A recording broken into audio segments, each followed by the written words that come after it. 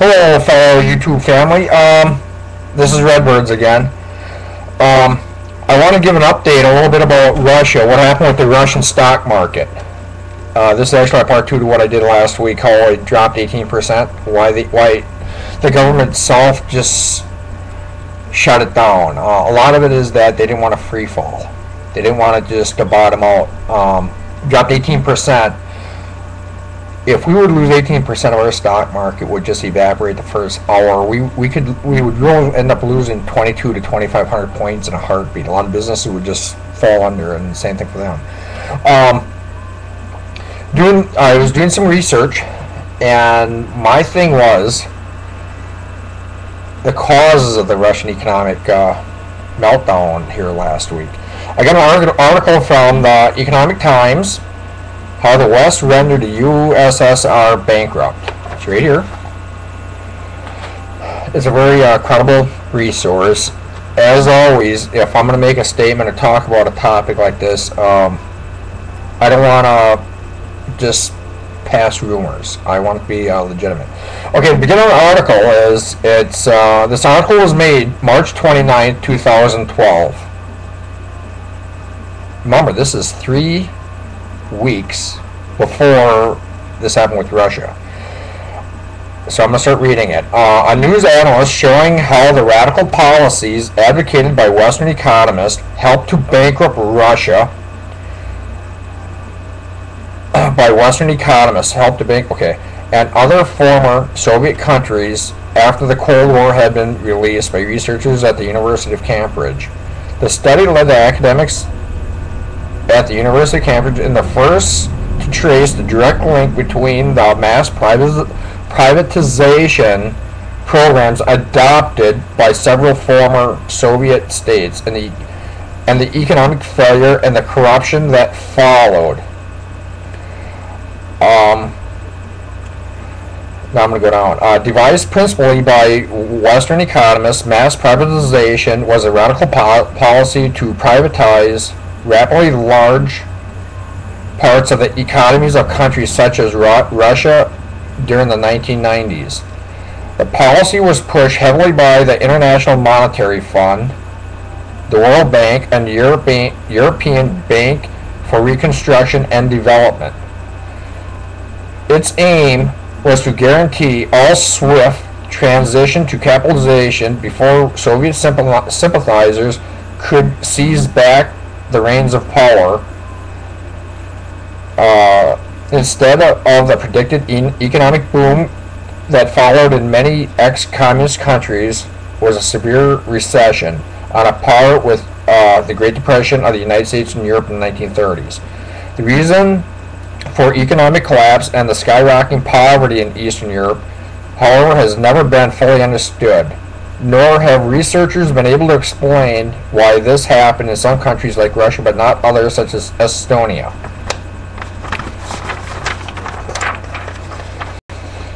Conversely, some economists argue that mass privatization would have worked if it had been implemented even more rapidly and extensively.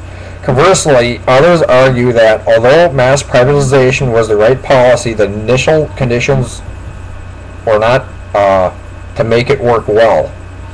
Furthermore, some scholars suggest that real problems had to do with political reform. There's a lot of corruption there. The more faithful countries adopted the policy, the more they endured economic crime, corruption, and economic failure. This happened, the study argues, because the policy itself undermined the state's functioning and exposed swathes of the economy to corruption. The report also carries a warning for the modern age. Rapid and extensive privatization is being promoted by some economists to resolve the current debt crisis in the West and to help achieve reform in the Middle East and North African economies. The paper shows that the radical privatization program in history failed the countries it was meant to help.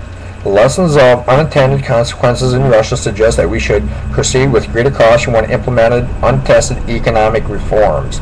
Mass privatization was adopted about half of the former communist countries after the Soviet Union's collapse, sometimes known as coupon privatization. It involved distributing vouchers to ordinary citizens, which could then be redeemed in shares in national enterprises.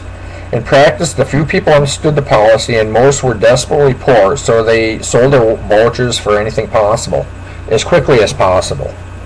In countries like Russia, this enabled privateers to buy up shares and take over large parts of this new private sector. The researchers argue that mass privatization failed for two main reasons. First, it undermined the state by removing the revenue base, the profits from state-owned enterprises that had existed under Soviet rule, and the ability to regulate the emerging market economy.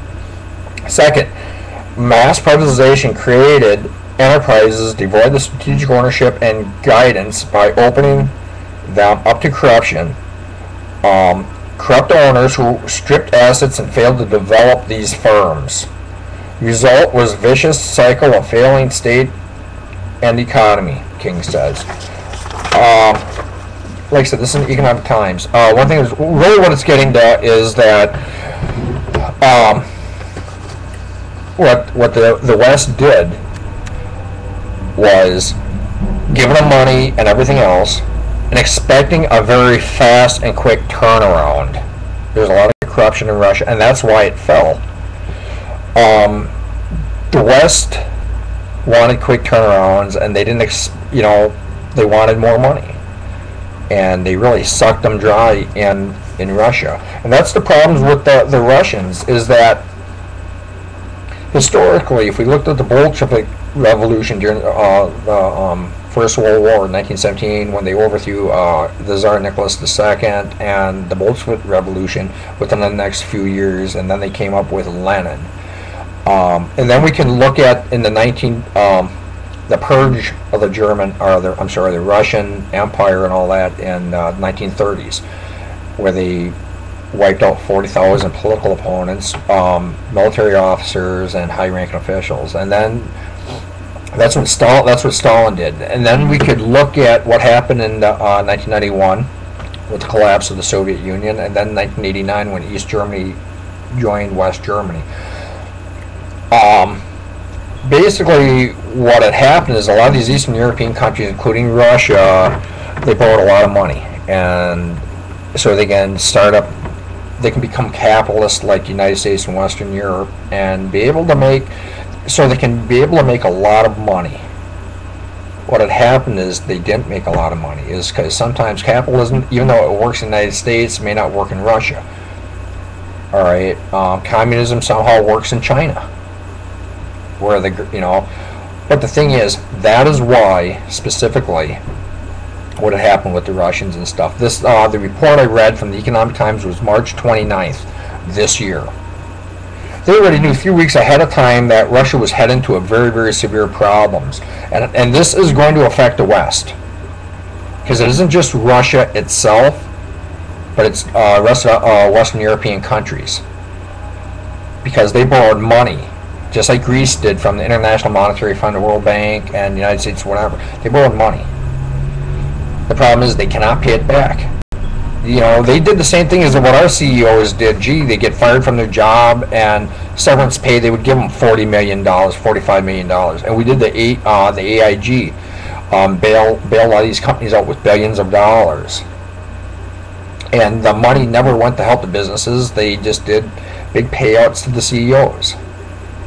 Well, Russia is going to go through a hard time, because they didn't put the money back into the economy. A lot of people just took the checks, cashed it, and basically they didn't do nothing with it except for their own use. They didn't produce the businesses and everything that what the word was intended by, make a business and stuff like that, develop manufacturing companies and stuff like that. They didn't do that. They just pocketed the money. And that's what makes sense of last week, of what had happened. And we can expect a lot more problems to be coming with Russia. We're going to see a large-scale. Nobody realized from the last few months there was large-scale riots in Moscow. We're not talking a couple hundred people. We're talking hundreds of thousands of people with Vladimir Putin you're going to see riots open up everywhere in Russia. Another article I want to read a little bit, just a little bit on, is it's from Op-Ed. The dollar could collapse in the near future. This is a little bit about our own problems. Who worked with the financial elite on the Trans-Alaska Oil Pipeline for 3 years? Or Lindsey Williams was right. He has shown the hidden plan to kill the U.S. dollar for the purpose of global government. His account warned that by the conclusion of 2012, the dollar could be dead. This could lead to the greatest riots in the U.S. history in the year 2013. The Mideast could erupt into apoplectic violence because of this was part of the plan by the global economic elites. The global elites seek to take away control of Middle East oil from the Muslim dictators. In other words, the elite plan to use the U.S. military to control Mideast resources. The elite will stabilize the economy worldwide with a new global currency, but America must first fall as an economic superpower. We got a lot of problems coming. One thing about Greg Mannarino, and he even though when we talk, even my friends think what I talk about is very repetitious. We always talk there's going to be a collapse, and we can see it. It is going to happen. We have to have a sense of urgency. All right. Don't wait until the last minute to buy silver and gold and stuff like that. Start putting away food. This isn't just going to happen one day next year and all of a sudden, we're going to go into a slow decline. It could happen where the stock market drops 1,000 or 2,000 points or whatever, but it will be enough to make hyperinflation. It's going to skyrocket prices at the gas stations and at the store. Start buying food and stockpiling food now, why it's still cheap enough to afford. But there has to be a sense of urgency is that we need to keep an eye on it. We don't wake up one day and all of a sudden, guess what? There's no gas at the gas pumps and there's no food. There has to be a sense of urgency and a seriousness. Once again, I wanted to clarify. I always use resources. I do the best I can for research. I don't want to be a doom and gloom person where, gee, tomorrow this is going to happen. We do as much as we can all the time.